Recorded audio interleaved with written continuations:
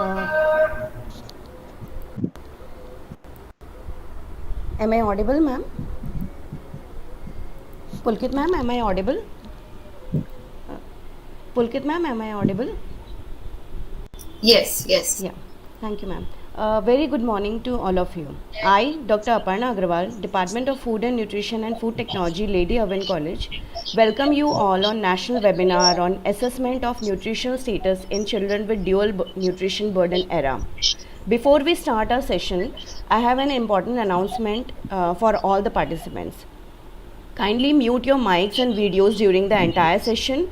If you have any queries, comments, or suggestion, kindly post in the chat box.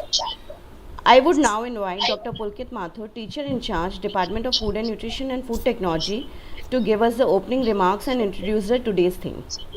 Ma'am, handing over to you, ma'am. Thank you, Dr. Panna, and a very, very warm welcome to Lady Irwin College, University of Delhi.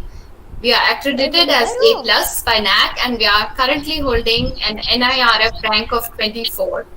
Department of Food and Nutrition and Food Technology is celebrating Rashtriya Poshan March 2021 by hosting this webinar. Our department was established in 1958 and has grown by leaps and bounds since then. The department is recognized as the National Center of Excellence and Advanced Research on Diets. It has been recognized as a state-level technical institution for Delhi government under the Pradhan Mantri Formalization of Micro Food Processing Enterprise Flagship Scheme by the Ministry of Food Processing Industries, Government of India. A grant has also been received from the Department of Biotechnology, Ministry of Science and Technology under the Star College Scheme to strengthen education and training of the BSc Honours Food Technology program. Lady Irwin College is also a training partner for the FOSTAC program of the Food Safety and Standards Authority of India. We, as a fraternity, are gathered here today to celebrate the Rashtriya Poshan March 2021 with a very special and distinguished scientist, Dr. Prema Ramachandran. But before I introduce dear ma'am to you, I request Dr. Sidhu to kindly give her opening remarks.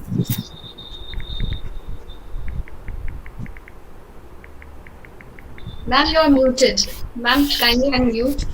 Thank you. So, welcome Dr. Prema Ramachandran for this Rashtriya Poshan Maah celebration at Lady Irwin College. And we kickstart with your address that is inspiring to students and ignite young minds. Thank you, Pulkit, and your entire team of putting this act together. We have always found that these digital platforms make a very joyful journey and a break in a routine life of students and teachers. And also it helps us to meet remote scientists and scholars on this platform. I would like to generally make a point by saying that very difficult situations and in an environment or a neighborhood or a milieu actually rub you in a manner to get the best out of you. So we are trying our level best with all the students and scholars to do out of the box thinking and trying to solve our professional issues and larger fraternity issues. I would like to bring on people the unsung achievements. India has achieved a lot in recent past, and many unsung of the achievements of India are not visible. They are visible to few scholars who are tracking them as scientists. And we know that there are many things which have happened, which are very new. I don't want to make a political statement, but it is correct that we have been able to make vaccine and try to put it in the population in an emergency mode in a manner which is path-breaking. Good or bad is a different issue, but it is the need of the hour. And it is a much robust, scale program than even the previous vaccination programs in the country mediated by UNICEF or the Indian programs also. And needless to say that we have learned from them and therefore embarked on this journey. So India always had a very good, robust immunization program, and that gave the lead that we can vaccinate at a very high rate. In fact, yesterday was the highest record of 2.1 crore people vaccinated per day, and even WHO lauded it. But before that, it's not been said very often on international media, and India comes for all the good and bad reasons, but it's not given the right kind of pitch. It doesn't say it is the largest program in the world, has the highest coverage, has the highest acceleration. So I think somewhere we need to document this kind of data should come from the country. And we should be talking about, whether our children need it or not. We have taken a backseat of opening the schools for children, which has not happened anywhere else in the world. They had opened, closed, what was required. Those countries did that, but we just did not give access to students, to children. And till now, we are still, toying with the idea: should the schools open? हाँ, वो should we ma'am ने send the बीच में children stop to करा दिया school? ना, तो वो link Irrespective change हो of a गया basic उससे. study of their immune system and how children are different or not हाँ. different in case of pandemic. क्योंकि So कल there तो are ये no बोला था ना कि scientists who पहले are से on making कर an देंगे ताकि authentic फिर story. बार Everybody बार वो says ना we do हो. not know. In तो that इसलिए case, you मैंने cannot win 9-10 over पे the ऑन किया था parents. जब पुलकित मैम वगैरह And if जब there is ज्वाइन a कर रहे single थे. episode of disease in children, their growth comes to a standstill and starts dwindling and अब वो fluctuating, दीपेश को आप irrespective of the कॉल कर दो years. कि वो But जो yes, in YouTube the link फिर younger से years, मेल it कर दे makes a larger पार्टिसिपेंट्स को. difference. What India is now being क्योंकि studied by सिर्फ international 8 he scientists viewer is हैं इसमें how यूट्यूब the में. pandemic has thrown the IQ points behind increased stunting, reduced productivity, and on an econometric model or an artificial intelligence, it goes on to say how the trajectory is going to be different in the next 25 years, and the present crop of children who will be the future generation, at how many IQ points and how many stunting points will they be? Will they be at a loss? Definitely, they will be at a loss in terms of education. Very small children, less than 3 years, forget fast and adapt clearly. But some efforts need to be made clearly in the line of children, not just feeding, but every part.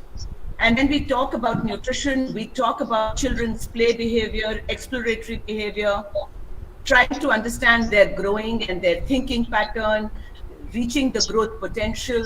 So I think those studies, nobody will do it for Indian children except we ourselves. Hello So हम I really look upon probably, from our Indian fraternity, irrespective of कौन who's कह doing रहे it, we are a very multidisciplinary area, whether it is pediatricians or the medical fraternity. And I 9 know Prema viewers दिखा ji रहा and है. Nikhil is working on obesity and also dual burden. And NK Arora ji was working on it. So link Niti Ayog was working on it. So we है. have host of people हाँ who हाँ are 8 working minutes हो on गए. these, and Nita Bhandari also. So I think we need to map our children हाँ in the process of the pandemic, so that we know, we बस वो document the अब नहीं baseline, आने how देगा it अंदर. got shifted in 1 year, and now it's going to be full. It's already 1 year. And I don't want to spread any new great ideas that we have all adjusted to the normal. We have only adjusted. We were already an adapted population. We are adapted further. So I think this will have a far-reaching implication. The pandemic, the effects of pandemic will not go for at least 3 to 4 years.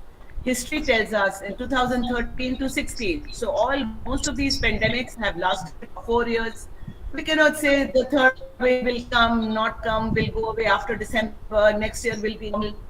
Yes, we should be hopeful and let the third wave not come. We should make adequate interventions, but there should be an evidence base and a proper scientific base. I know a lot of people are working. I know ICMR is watching it very carefully, but many times the prism is only with respect to vaccine, which will work or not, or whether the children will work or not, and how the program. So it's basically on a program layout and not particularly epidemiological mapping. So I urge all the scientists here to seriously look into it, design a proper study, and probably a cohort. And Nikhil and Prema ji can actually do a cohort study because they have on same set of children a previous data, and they again look at the same children now and see how the cohort is making a shift, at what levels of differential, and then on an econometric model do prediction. Those who were working in this on these children, on children per se, they should all go onto a projection model, and maybe 10 scientists of this country make their own projection and see where it converges. And particularly, nobody else is going to work on nutrition status. Nobody will be working on stunting. And I think serious effort should be made to look into this as to where are we heading for and what are our corrections that we need to do now so that our incrementals of deterioration are few and of gains are larger.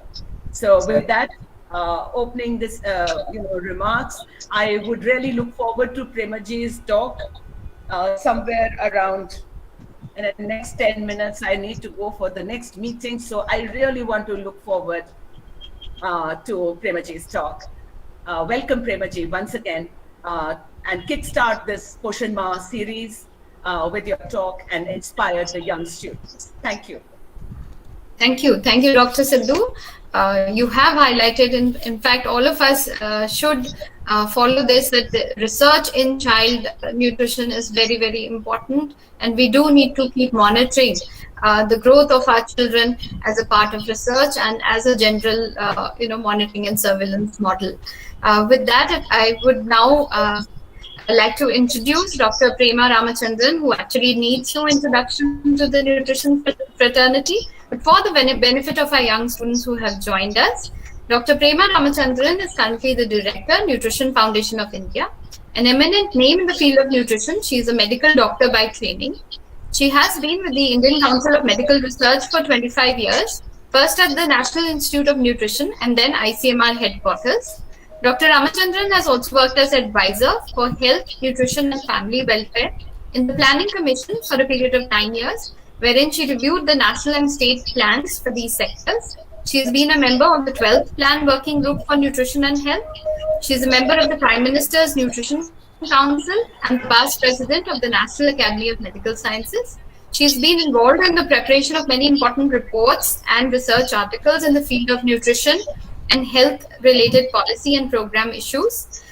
She has over 150 publications to her credit, and many of these we are using as reference material for our teaching purposes. Dr. Prema Ramachandran has a close association with Lady Irwin College. She has been a chairperson of the governing body and the Institutional Ethics Committee of Lady Irwin College.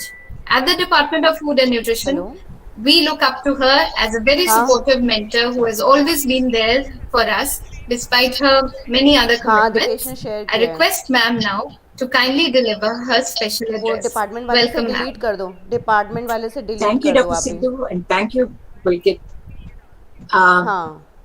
First of all, let me assure Dr. Sidhu that yes, we have been continuing our cohort studies, and I must place on record the kind of cooperation that we received from NFI staff during this difficult period, that they went without any difficulty. They were accepted by the community as the first emissaries who could help them in terms of health and nutrition. They were most welcome when they went back, and over the last year and a half, we have been following the cohort of children across age groups and also women. The only problem that we have is that, men are seldom available, accessible to us, and therefore we have very little information on what happened to the men's nutritional status. But certainly we have information on socio-demographic profile, the travails that people had in terms of employment, the troubles that they had in getting adequate emolument even when they were employed, the impact that it had on food security, and also potentially what was its impact on the nutritional status of people, taking into account that at least in the Delhi context, food grains and hot food was made available by the government right from April till November, and again all the way from this April till this November. So it is ultimately a sum total of all these efforts, and we hope in another 6 months' time we will be able to consolidate the data and publish it and share it with you all. Having said that, now I'll get back to my presentation today. I'm going to make it full screen now. I will talk about assessment of nutritional status of children during dual nutrition burden era. The major reason why I took this topic was it is imperative that at the moment we all understand and do the right things in terms of implementing the newer program initiatives efficiently, effectively, so that we get optimal benefits.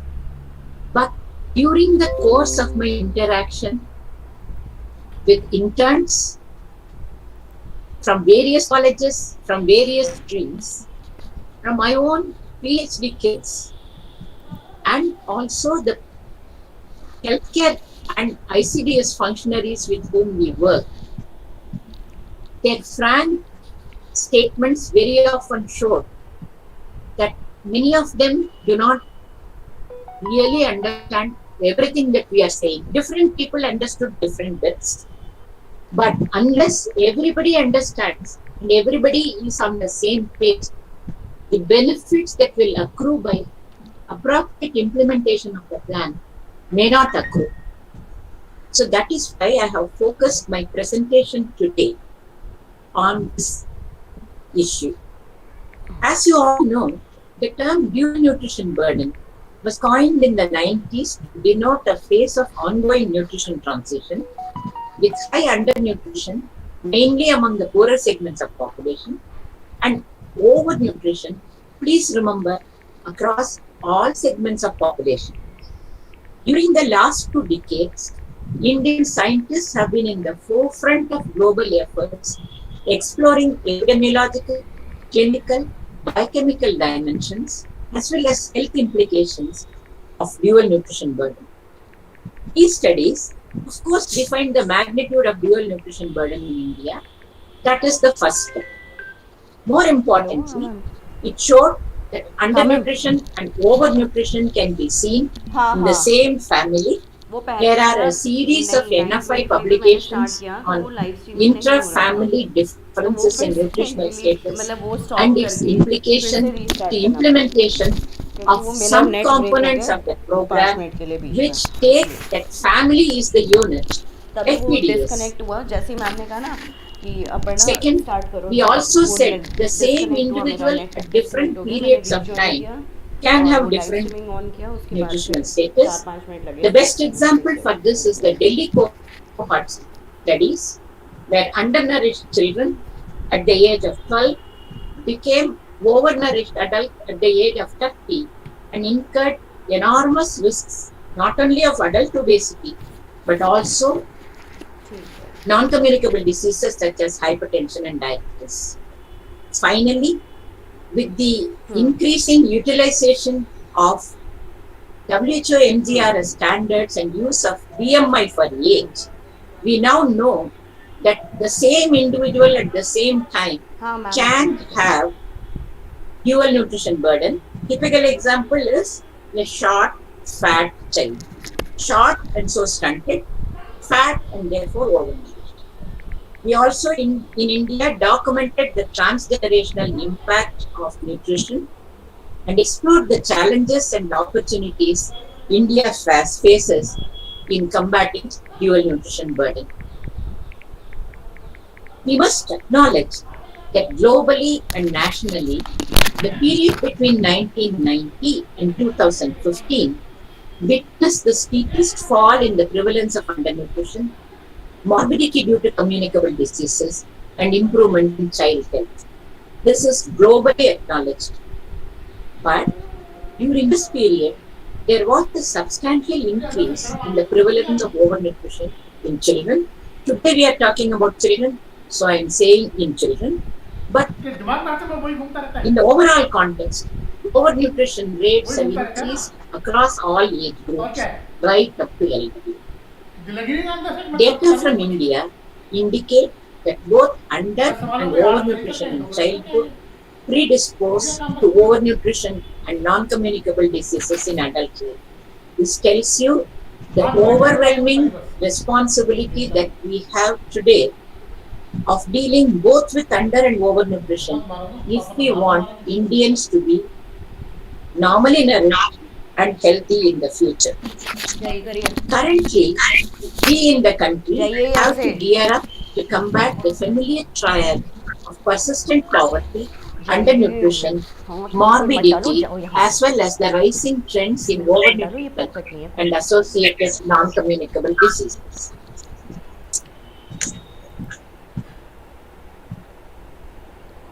Interventions have been formulated to accelerate improvement in nutritional status in the last 2 decades. And these include interventions to improve maternal nutritional status, accepting the WHO standards, especially BMI for age for assessing nutritional status in short-staged preschool children, introduction of mother-child protection card and growth monitoring, which has been the holy grail that we have been hunting for 7 decades, for early detection of undernutrition in under 3 children in India, the Poshan Abhiyan initiatives, that is, assessment of nutritional status of all children and appropriate intervention depending on the nutritional status of the child. All these interventions are very well known, appear to be simple, have been implemented in the past with whatever coverage and content, eminently feasible. But as I said earlier, we still have worries whether all these interventions are well understood by all the people across all the hierarchy of health and nutrition infrastructure and academics and research workers on whom monitoring, surveillance and improvement and mid-course correction depend. The second, of course, as always, that worry, are they being implemented as envisaged, remain with us. I will pick up 4 aspects in my next 25-30 minutes presentation. One is maternal nutrition and low birth weight.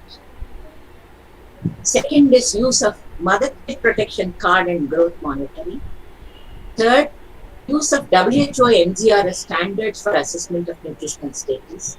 And finally, the WHO goals for nutrition, which India is striving to achieve, preferably by 2021, 22, maybe by 2025, if not at least by 2030. We all understand theoretically that dual nutrition burden begins in youth.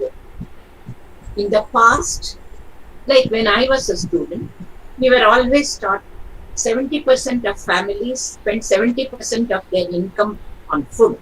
Despite this, over 70% of women are undernourished, low pre-pregnancy weight, low paternal and maternal stature, low pregnancy weight gain, anemia are major factors responsible for the high low birth weight rates in India. I am showing here a study conducted by one of our PhD students on weight gain during pregnancy, birth weight in pregnant women, and postpartum weight retention. The locale of the study is South Delhi ICDS blocks. This is a community-based study where all pregnant women were identified early. We have been having a long cohort study in this area, and so we knew the pre-pregnancy weight of these people. We could assess weight gain during pregnancy in at least in each trimester without any difficulty. And we found that the average weight of these women is about 52 kg. Their mean height was 151.7 centimeters. So they do have a high BMI in the pre-pregnancy period. Their weight gain in tertiles, that is those from the lowest third, middle third and upper third, taken on the basis of their weight in the early pregnancy, their weight, actual weight varied between 47 kg at the end of pregnancy to 72 kg at the end of pregnancy. But if you look at the weight gain that in any of these tertiles between the second and third trimester, it was between 7 and 8 kg. Mean weight in this entire population was 2.7 kg. We also had the pre-pregnancy weight and post-pregnancy weight. And you can see, even with the weight gain of only 7.5 kg, this cohort gained 2 kg post-pregnancy weight retention. And not only that, this weight increase was seen across all maternal weight age groups. Of course, it's a good thing when it happened in the undernourished people, but in the overnourished people, it exaggerated and was the beginning of aggravation of overnutrition. What are the take-home messages from this? Simple. It is poor maternal and paternal stature that is the major determinant of birth weight. Since stature of parents cannot be altered, it will be extremely difficult for us to bring about any change in mean birth weight in a short while. The fact that undernutrition rates in this Delhi population is less than 10% and overnutrition rate is 1/3, and despite this, birth weight has not changed, clearly tells you the limitations of the programs that are currently trying to aim at increasing the dietary intake of pregnant women. The fact that current RDA for 151 centimeter women with appropriate body weight of about 48 kg is around 1500 calories only. Also says, and current intake is around 1700 calories, tell you that this may not essentially be an appropriate intervention in the current year. As I said, we know that in this population, low birth weight rate is about 30%, but between 2 and 4% of Indian infants also have high birth weight. Low maternal weight, low pre-pregnancy weight, low maternal weight gain, and anemia are major factors. But unless we identify the individuals having this problem and correct it, it is unlikely that we will have a major impact in terms of improvement in birth weight. We are now aware gestational diabetes and maternal overnutrition are becoming increasingly common and is a major responsible factor for large for dead babies. This is transgenerational impact of maternal overnutrition. So it is imperative that we watch for overnutrition and achieve early detection as well as adequate control of gestational diabetes. Pregnancy-induced hypertension with or without diabetes is emerging as an important obstetric factor predisposing to low birth weight. So we need to detect these and correct this if we don't want these emerging as major factors for low birth weight. If we provide effective antenatal care, including treatment of anemia and PAH and food supplements to those who need that, we can reduce low birth weight rate by about 5%. A reduction from 30% to 25% is 1/6 reduction. And therefore, substantial reduction can be achieved so long as we can focus on identification of the individual who has the problem and focus the intervention on them, monitor improvement. I go back again to old studies to tell you that birth weight in Indian neonates, this is the Delhi cohort study, and that Dr. Shanti Ghosh and Dr. Bhargav published this in Pediatrics in 1971. They show that birth weight of Indian neonate is lower as compared to Caucasian neonate at all periods of gestation. Indian mothers deliver between 38 and 40 weeks, and therefore these both are important factors as determinants of low birth weight, and they cannot be altered. Preterm weight births in India are not excessive. They range between 12 and 15%, and with adequate antenatal and intrapartum care, they can be reduced. Again, I am going back to old data. All Indian children, for that matter, all children across the world, birth weight is a major determinant of weight, not only during infancy, but also during childhood, adolescence, and adult life. Children with larger birth weight attain much higher weight at 1 year as compared to children who had low birth weight. And therefore, this has to be kept in mind. As long as they follow their own growth trajectory, all children who are following growth trajectory, irrespective of actual weight, are normally matched because birth weight is a determinant. NFHS has proved it again and again as compared to normal birth weight children. Children who had birth weight of less than 2.5 kg had much lower weight and higher rates of stunting, wasting, and death.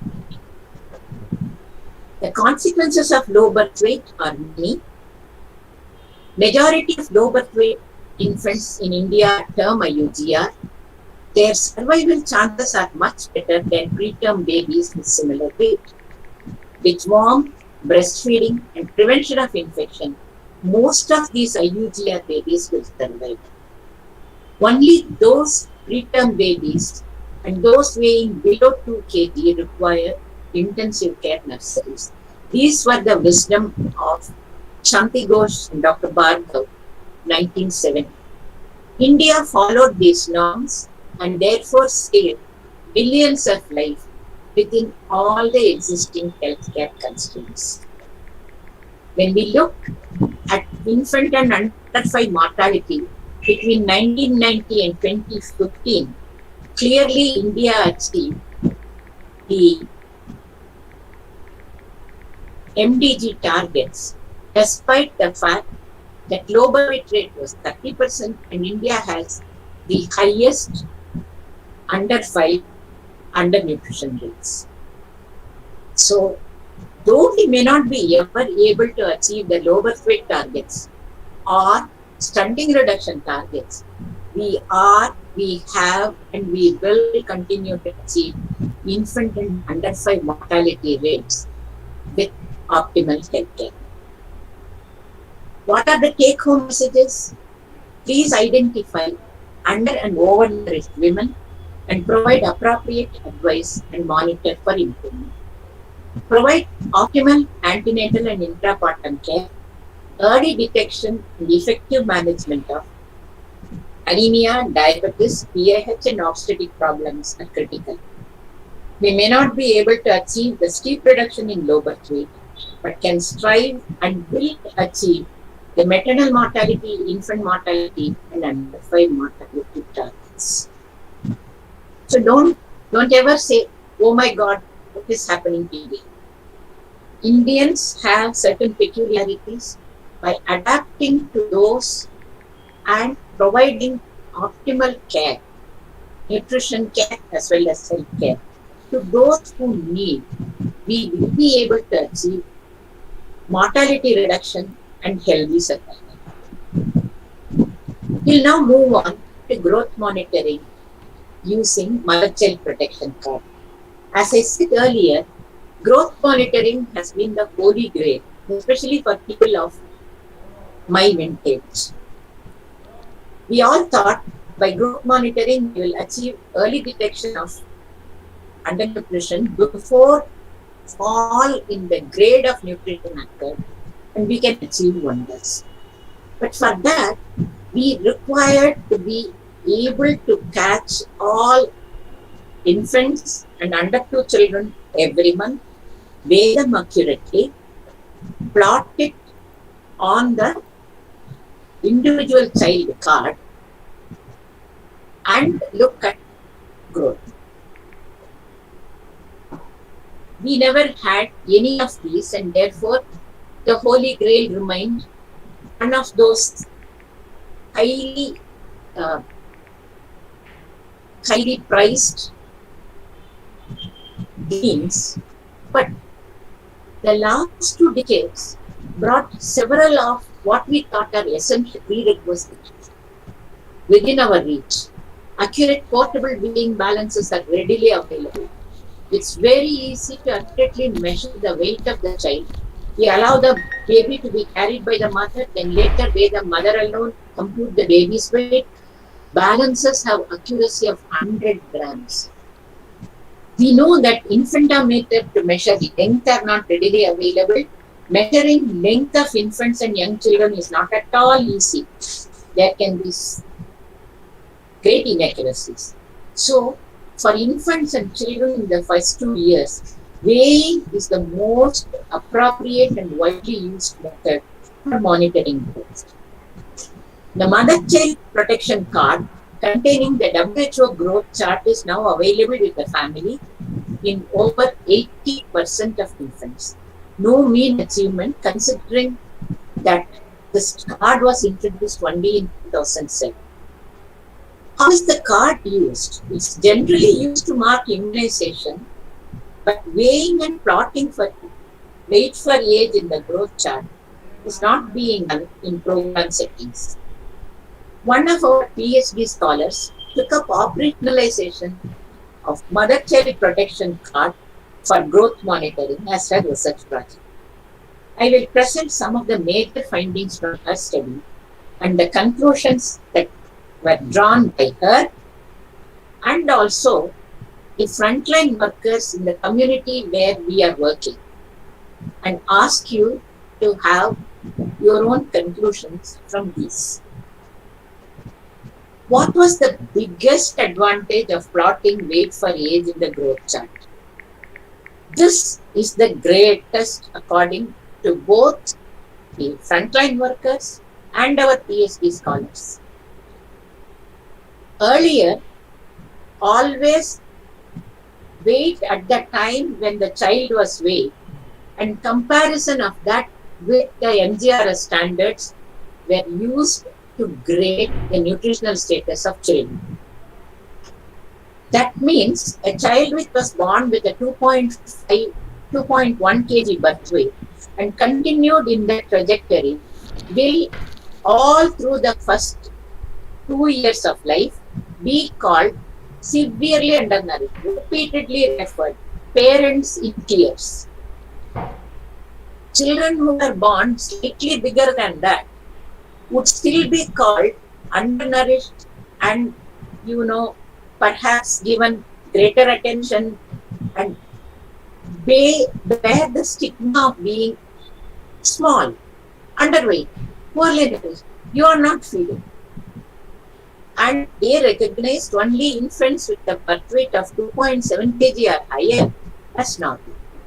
But the minute you start plotting these children's weight, and please remember, in spite of our best efforts, we were never able to, with a team of 6, record month every month. We were the average required that we were able to achieve was about 45 days.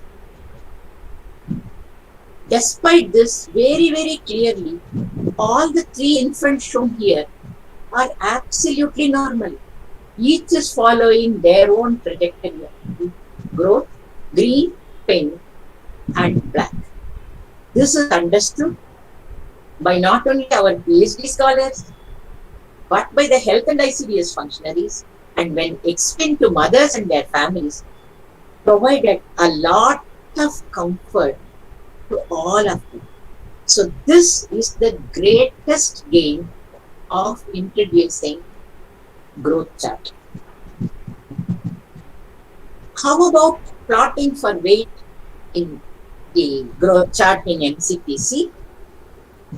We found the actual growth chart rather confining, because even with 45 days interval, you can see how crowded it looks. We have plotted 3 children's weight in this chart. We can't clearly see when it growth flattened, when growth came out of it. And as we were not recording either the IYCF or morbidity in this, it was impossible for us to see what was the cause. So we went ahead and designed a modified card where we put in the IYCF data, morbidity data in the same page, expanded the growth chart to cover only the first 23 months so that there is more space, included immunization on it, and you can see it becomes slightly more decipherable. And we continued for our PhD studies using the modified card so that we are able to advise accordingly. And what did we see? We found that yes, morbidity does flatten the curve once, twice, but not always. Look at this, the third morbidity when the child was a little older, nothing much happened, and with appropriate nutrition education and health care, the child bounced back and was growing according to its trajectory.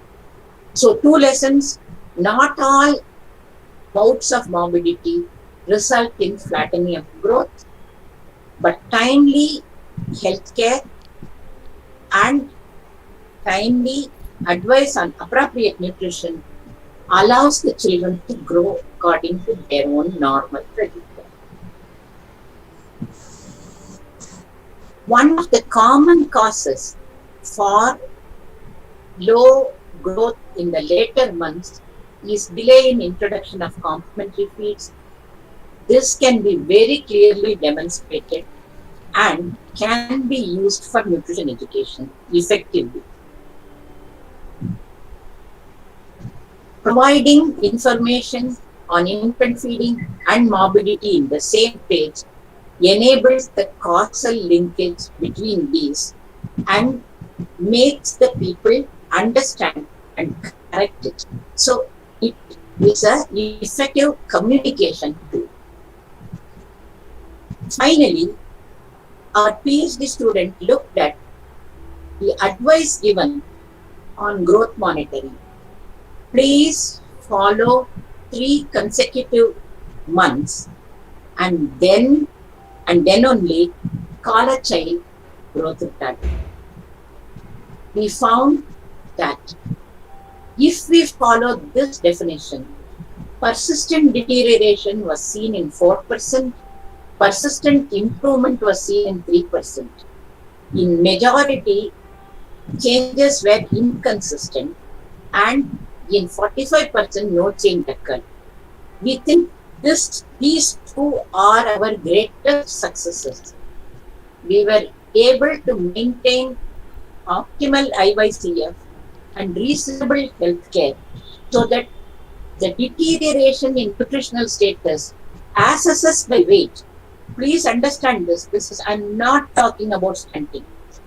Weight did not deteriorate between 3 consecutive visits in majority of in 45%, and we were able to bring back those who dipped to near normalcy so that there is no persistent deterioration rate in another 46%.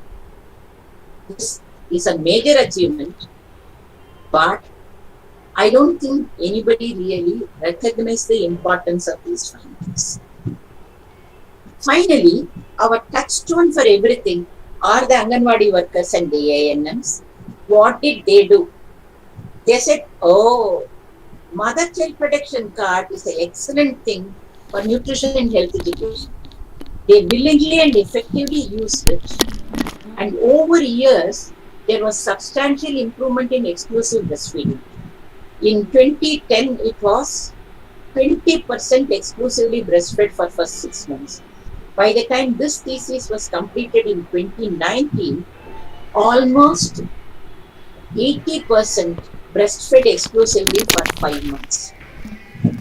We call it a triumph of the program, and people, no lactation counselor sat with them.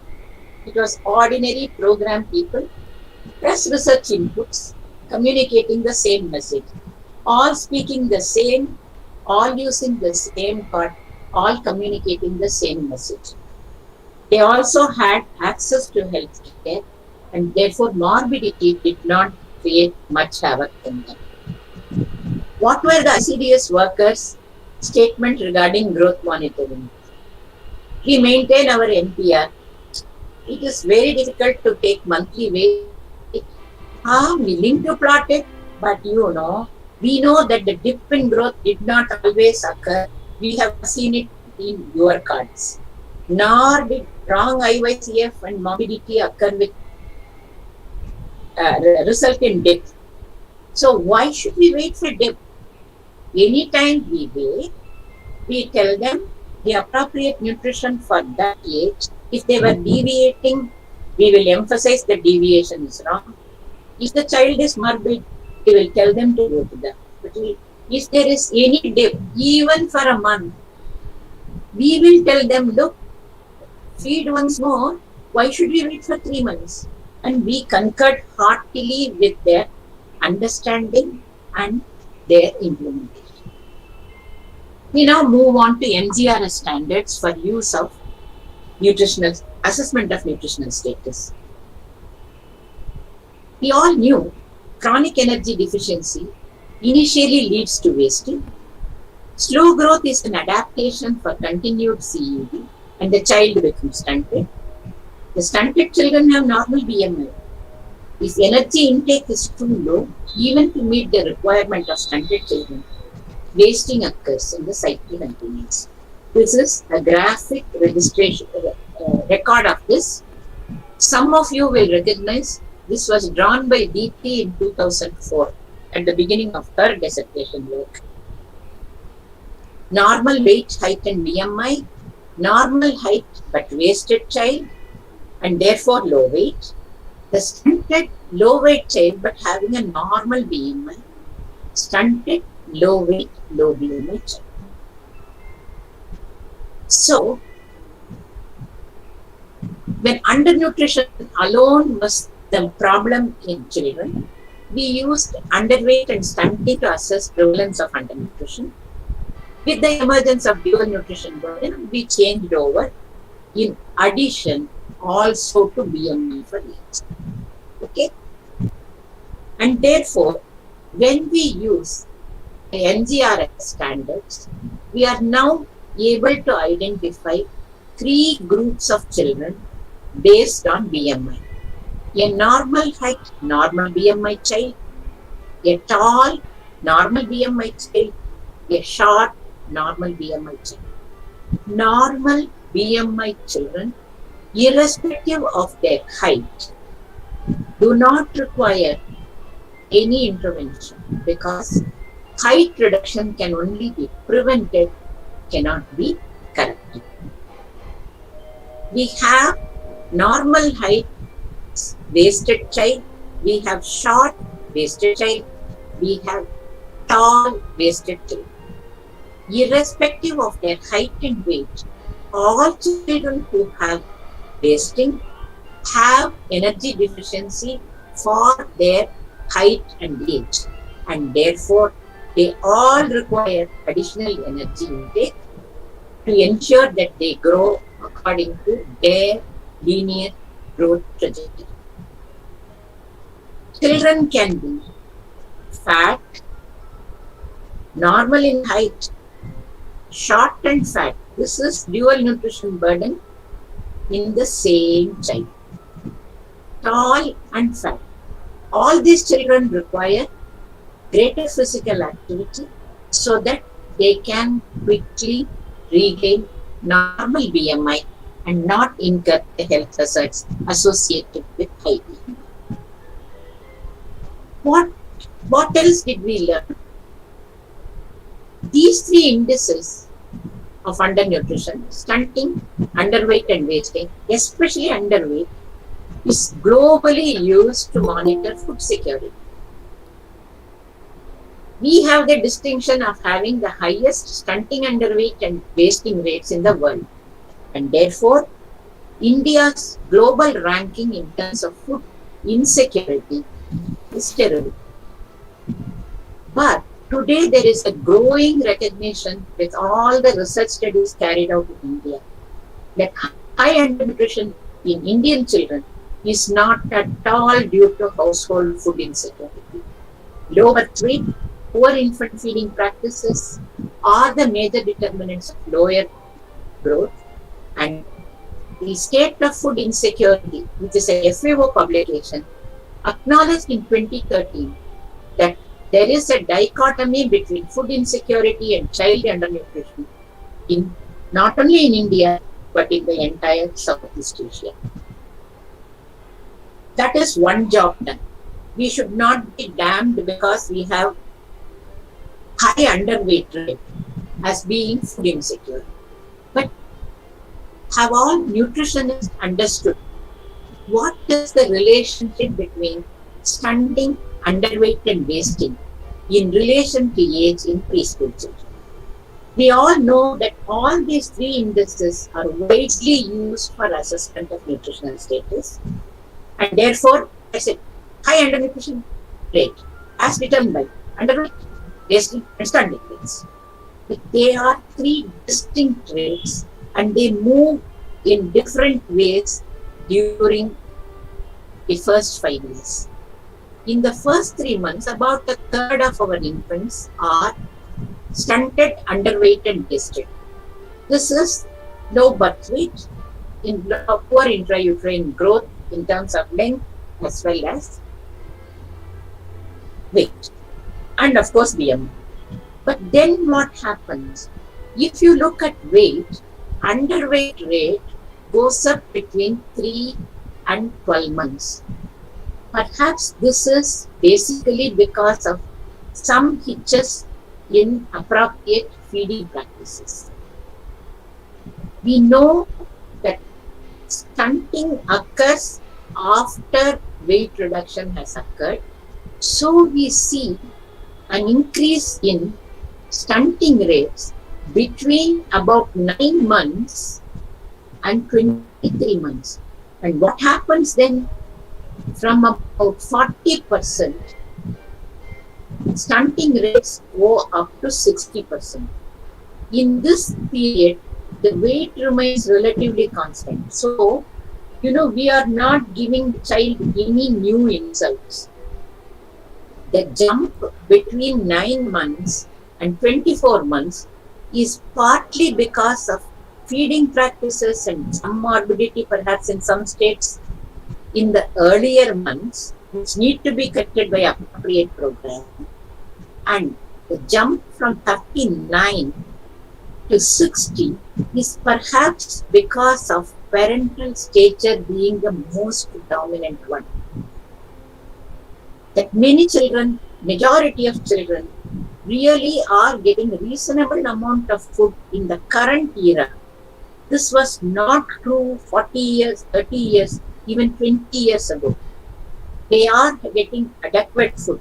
Is shown by the fact that body weight remains steady.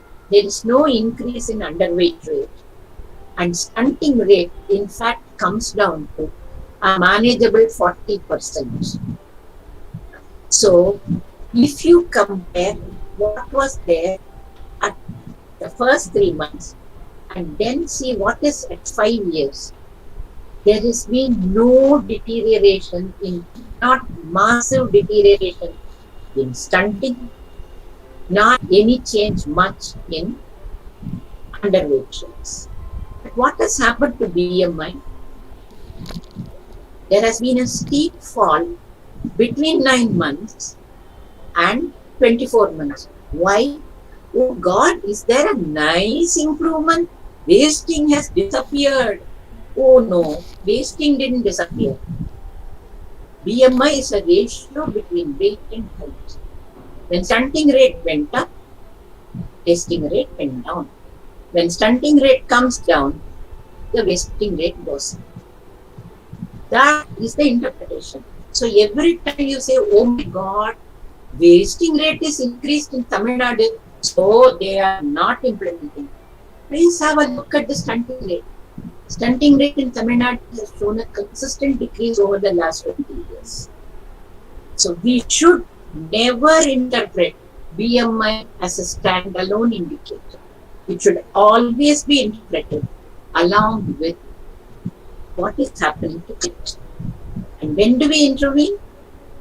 We intervene actually when underweight rate is. That intervention, it prevents stunting. And when stunting is prevented, wasting will really not go down and give us a false sense of security. Terrible, isn't it? So, I will again sum up. There was an increase in underweight rate between 3 and 12 months. This should be prevented by appropriate nutrition and health intervention. This may reduce some increase in stunting rates. The progressive reduction in wasting rate between 12 and 24 months is due to increase in stunting rate and should never ever be misinterpreted as improvement in nutritional status. Take home message: please, for heaven's sake, use height per age, weight for age, and BMI for age together to assess nutritional status. That I think was very, very heavy. I will now quickly finish where's India in relation to SDG nutrition targets for children.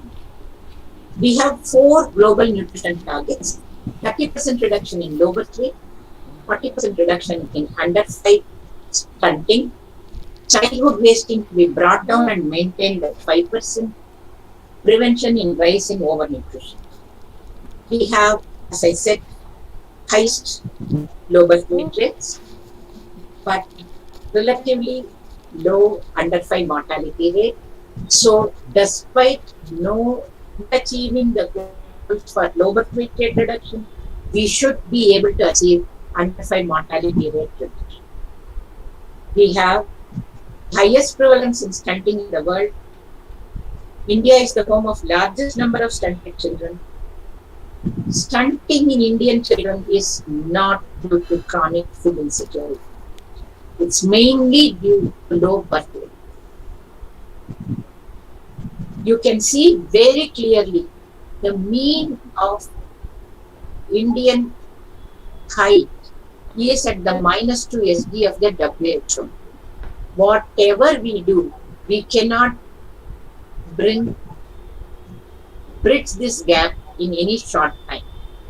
So, therefore, we have to accept that perhaps, as has been shown in the past, reduction in stunting rate that we can achieve will be about 1% per year and not 4% per year. But we should not worry. We know that we are short, but under 5 mortality and thereafter also childhood mortality can all be reduced with appropriate health care. Prevalence of wasting in Indian children is also among the highest in the world. But when we start disaggregating our subcontinent into state-wise data, you can see that it ranges from 12% in J&K to 30% in Jharkhand. Some of the better performing states, by improving the focus on individual child having the weight, can perhaps bring about substantial reduction in wasting rates. And so some states such as J&K, Himachal, Punjab, Kerala, even Delhi can all achieve and sustain the 5% wasting rate desired. But as a country as a whole, no, it will not be possible for us to achieve the NDG targets. Overweight children, please have a look. This rate is relatively low in India. It's a privilege to have low overnutrition rate. But as we know, since both undernutrition and overnutrition lead to overnutrition and non-communicable disease in adult life, we cannot say, oh, we will avoid overnutrition in adults. We have very large numbers. Therefore, we should strive to identify overnourished children and with appropriate advice on physical activity and nutrition education, prevent habitual consumption of energy-dense foodstuffs and increase physical activity. Early detection and effective management of overnutrition, it is possible to halt the rise in overnutrition in children. This will pay very rich dividends in terms of reduction in NCD disease. I would leave you finally with this image. If you take normal nutrition using BMI as the criteria, 80% of under 5 children and 50% of adult population in India are normally nourished. This is a major advantage. We should endure to see that majority of Indian children remain normally nourished and healthy right from childhood through adolescence and adult life. That should be our aim, and in the long run, it is an achievement that is possible within all our constraints. Thank you. I will stop sharing now. Thank you for a very patient listening. Thank you so much, ma'am. I think we'll open the house now for questions. If anyone has a question for ma'am.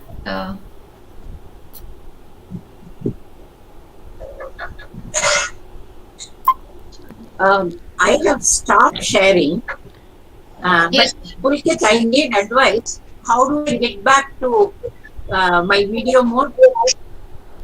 Ma'am, you can't see us? No. See, it's still on the sharing mode. One sec, I'll see.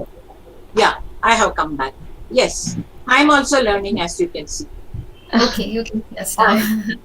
May I ask Yes. a question? Yes, Dr. Chatta. Yes. Yeah, thank you.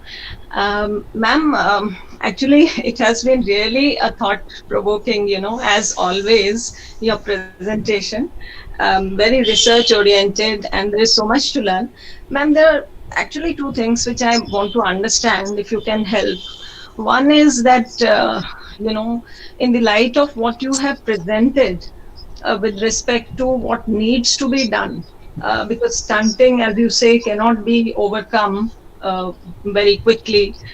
Does all this, and it seems to be that all this has implications on the kind of feeding that is going on, or the feeding programs.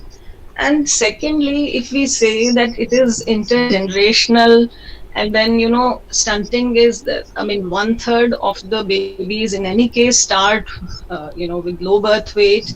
And there is no, a lot of research, like ma'am, your data and also others have shown that, there is no point in pushing it by giving more food, because it can be counterproductive. So, if we have to overcome stunting, I mean, how would it happen? In the sense, if the young girls, and we let them, suppose they are growing normally, and we let them remain grow at that pace only, so that they will be all right as per BMI for age. But if they remain stunted, and then when they grow up and then they conceive, we should still expect that kind of disadvantage to continue. So, how, I mean, can be overcome in the long run also, stunting? So, does it also not have implication on the quality of food, the diet that is given? I mean, and the kind of supplements which are being pushed. So, where is the connection between all this data and the policy and the program? Sorry for this little long kind of No, no, question. no, no, no. Good, Ravinder, you expressed everything very, very clearly. Let me ask you a question in turn. Sure. Who said, who is the normal? Ethiopians, as you know, have undergone starvation for 200 years, continue to undergo huge starvations. What is the average height of an Ethiopian? It is almost matching that of a Swede. Okay? So, and are all the pygmies and Eskimos undernourished? Can you make Swedes out of pygmies? Can the Eskimos match the Sweden which is next door? So, earlier, the whole idea was stunting was very striking. So striking, it's very difficult not to see a short child. Not that they measured, not that they intervened, not that they did anything or measured the response to feeding. But this, oh, it's a desirable thing, and you can achieve various things. Dr. Bhargav's cohort has shown over 45 years they have, in a population where there is not much undernutrition, they have managed to achieve 2.5 centimeter rise in the adult height. Let us accept it. But what we should strive against is what the whole world is realizing now. A overweight is an overwhelmingly wrong nutritional status. So we should weigh. Weighing is the easiest, simplest. In children, monitor growth using weight in the first 2 years and prevent any reduction in weight. Always advise what our ICDS people are telling me. Every time we go, we should talk about infant feeding. We should check what is the infant feeding. We should look at morbidity, correct the morbidity. And any time when the growth is growing little below, maybe the previous measurement was 3 months ago, does not matter. If it is falling below, now I should really use that child target intervention, which is repeated nutrition education, health education, and monitoring what is happening. They have the right answer. You don't have to do anything else. Prevent underweight becoming more than what it was. You will prevent stunting. At the same time, by not allowing weight to go up, you will prevent overnutrition or detect overnutrition very early. So weight is very important and remains very important even today. Stature is no longer as important. The earlier talk about it's being related to your money that you earn is gone in this era when manual labor produces no emoluments. We all work non-manually. So that it is so important for you to become a tall, broad person so that you can earn well is gone. So let us focus on weight never loss, weight never gain, and use BMI and height as two markers by which you can identify people who are becoming either wasted or overweight. Let stunting take care of itself over time. After all, we have brought down stunting rate from 80% to 40% in 5 decades. We can afford to wait for another 4 decades to bring it down to 0%. If in the meanwhile the sweets become accurate at all, that is their problem. Why should I worry? Does it answer you? Yes, ma'am. But I was only wondering that, we have always said one standard, one reference is fine. And we don't need separate reference data or standards for growth. And I hope we will continue with that, because ultimately it will not come down to that now let us have separate standards for Indians, because No. Ravinder, I'm stopping you there. It's again a very, very important question that you have raised. And that should be very clearly answered, and I will do so.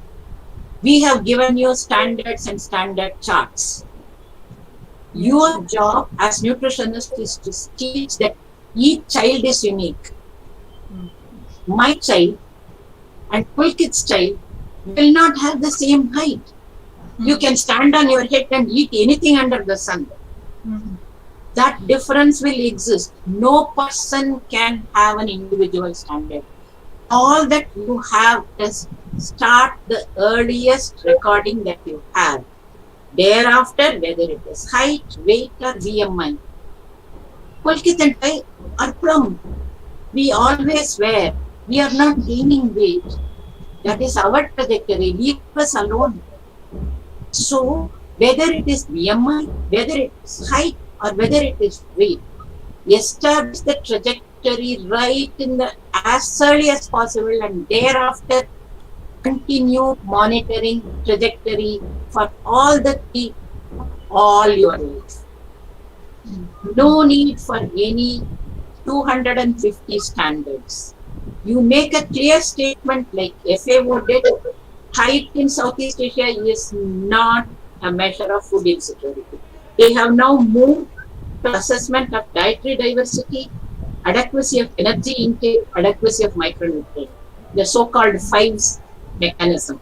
So we should also move. Studying? No, don't use it as a single indicator. Are they improving? 1%? Good. Underweight rate going down by the same amount? Good. Wasting rate is increasing because stunting rate is falling faster than the waste. Underweight rate? Good. Those rates are performing. Good for you. So this mindset has to change. Each of you is an individual. Your own trajectory has to be. And today we have the technology for it. We have the ability to do it with great ease. And that is where you should be. We all should be. Sorry for the wrong reply. Very long. Thank you so much, ma'am. You helped me understand. Thank you, ma'am. Thank you so much. Thank you. Are there any other questions? There's one in the chat box, ma'am. There's a student, I think, asking, what is the problem with having a high birth weight? Problem with high birth weight. The first problem is many of them are born to diabetic women, therefore face an immediate high morbidity and mortality rate. Their lungs don't function effectively unless given excellent care. They tend to get morbidity very fast. Very often they were born after a cesarean section, so certain factors are not really, and lung compression did not happen during labor. So multiple reasons for which they have high morbidity and mortality. Second, like they start life with such a severe disability. Their length is not going to be very great. They're fat as butter and very sluggish, unable to suck, fall ill at the least provocation. They have to be gotten out of it to the extent that is possible. They will always be a high risk child in the first 2 years. If you are able to get them out of it, wonderful. Thank you, ma'am. Any other questions? Any of the other faculty members? Would you like to ask some questions? The other guests that we had?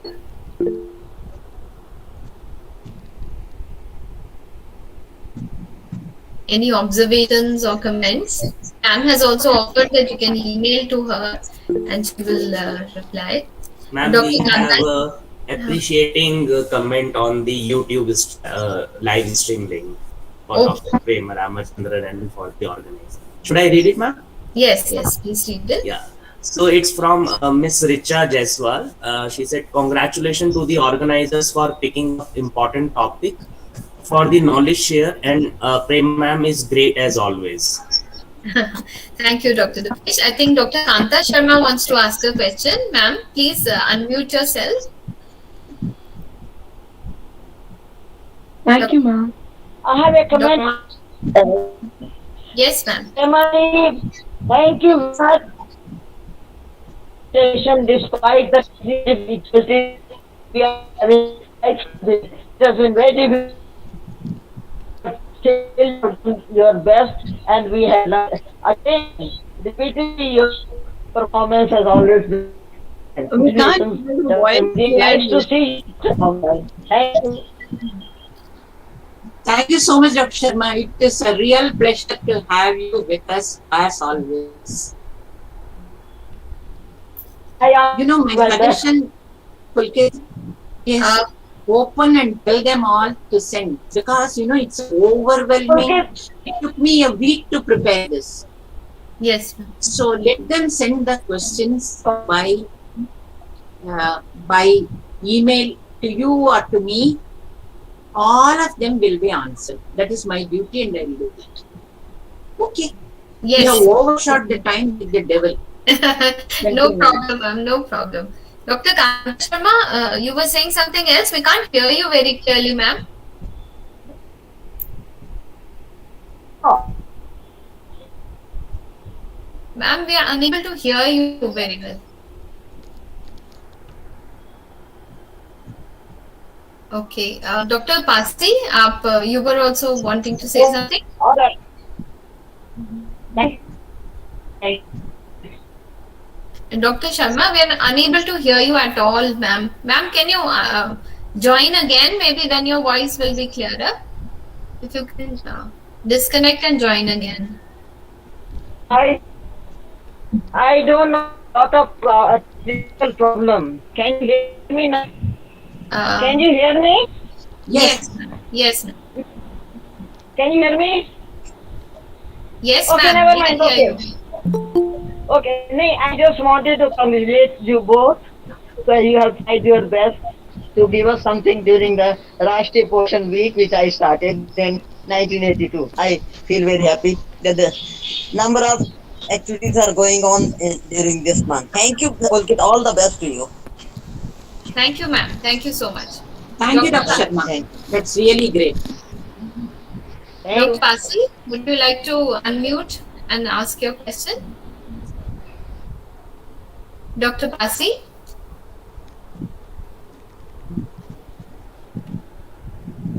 Ma'am, you'll need to unmute.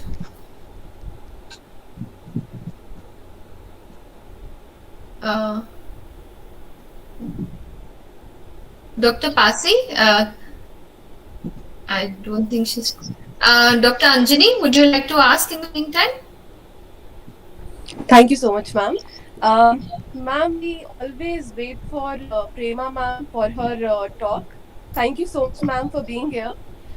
Ma'am, nowadays we are reading more and more research on how gut microbiota is linked with obesity in children. So can you please throw some light on it? Yes, there are always, we learn newer and newer things. The microbiota is the latest thing that we are learning a lot about. We will learn in course of time, and maybe 2 decades from now, we may have solid findings on which interventions can be based.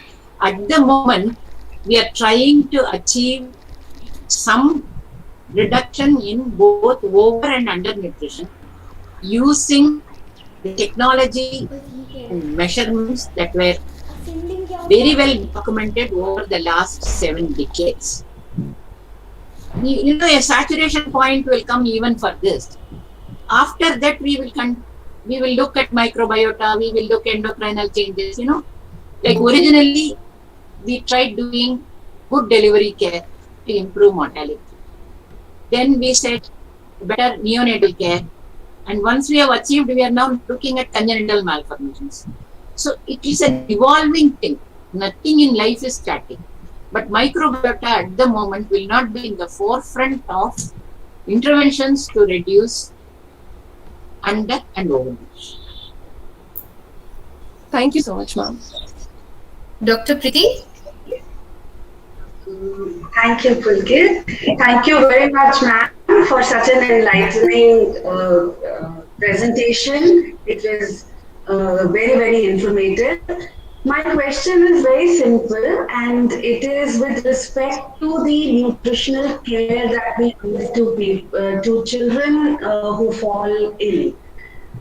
So, if there is a child who is growing normally in his or her own trajectory, and there is a period of illness, simple illness, not diarrhea, for which we have guidelines, but illnesses such as typhoid or simple illnesses such as virals or fevers such as malaria, chikungunya. What are the indicators to look for with respect to growth? And what do we aim, what should be the goal of nutritional care so that we keep that child in the best possible status, nutritional status? Thank you. Luckily for me, the illnesses that you mentioned are all acute illnesses. As a part of therapeutic nutrition, excellent guidelines for each of these are available. And when they are under the healthcare professional and nutrition professionals addressing during illness care, they should be able to prevent most of the deterioration that happens in acute illness. Thereafter, nutrition during convalescence is one of the priority things that are taught in all public health nutrition courses. Essentially, it is trying to get the child back to what it was eating before it fell ill, and teaching the mother to learn to feed a fretful child, which is having food fancies, food aversions, all kinds of, essentially careful feeding, listening to and responding to the child cues. And since these are all short duration illnesses, you should be able to get back. In fact, that is what our ANMs and Anganwadi workers achieve. Morbidity not associated with much deterioration. So no impact of morbidity on nutritional status. You should be able to achieve that with reasonable care. It's a totally different ballgame. If you are asking me, thank God you didn't. On tuberculosis and other long-term illnesses, recurrent diarrhea, those are different. But hopefully people who are having those are relatively small number and it will be addressed by a specialist. Thank you. Thank you. Dr. Pasi, are you able to unmute and ask your question? Yes, earlier I was not able to, and I was writing the message to you only. Okay. In fact, I also wanted to re-endorse. It's always a treat to listen to Dr. Prema. What an excellent presentation as usual. Great. And I also compliment the organizers for taking up such a lovely session, and what a good topic. Thanks. Can I say thank you, because I talked to Pulkit. I said, I want to talk on this. Will people object? Will I ruffle feathers? Will I create problems? And she was very reassuring. She said, no, ma'am. It is us. You can talk anything to us. And if you have worries, and if this is bothering you for months on end, this is the place to do it. And therefore, I thank all of you. And will you try teaching these? Use these slides. Try and ask all the questions that you have over the next few days. And let us continue the dialogue. It's extraordinarily important. The teacher is the determinant of success of any program. They are slightly remote and so often overlooked. But tomorrow is in your hands. Please, please, please play your role. And thanks for taking me in, as always, as a part of your fraternity. And I can say anything to all of you at all times. Can't tell you how great it feels. Thank you. Thank you so much, ma'am. In fact, I mean, it's been such an intellectual feast. You get us always, stimulated and thinking that what we take for granted sometimes while teaching, we need to dig deeper into each of these. And research always helps because it throws new light on, the notions that we have had or have been, taught to us or we have been reading in other papers. So it's always a great pleasure and a very invigorating exercise for the brain to have a session with you, and we always love it. I will now ask Dr. Shelley, who's the department secretary, to please propose the vote of thanks. Thank you so much, ma'am. I hope my voice is clear. Yes. Okay, thank you so much, ma'am. It's an honor to propose vote of thanks. I extend our hearty thanks and gratitude to our speaker, Dr. Prema Ramachandran, for taking out time from her busy schedule to grace this event. We would like to thank ma'am for always being a mentor to our faculty and our students. Special thanks to our director, Dr. Sidhu, for her motivation and constant support. I'm thankful to our head of the department, Dr. Pulkit Mathur, for inspiring us to organize this event. My heartfelt thanks to our organizing team for their enthusiastic participation and active coordination. Thanks to all our faculty members and the participants for making this event such a success.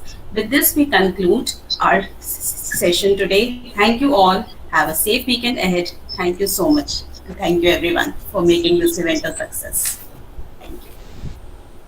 Thank you. And we put ma'am's email ID in the chat box for any other questions that you may have for ma'am or any other discussion you want to have with her. Thank you. Thank you, everybody. Thank you, ma'am. Thank you so much once more.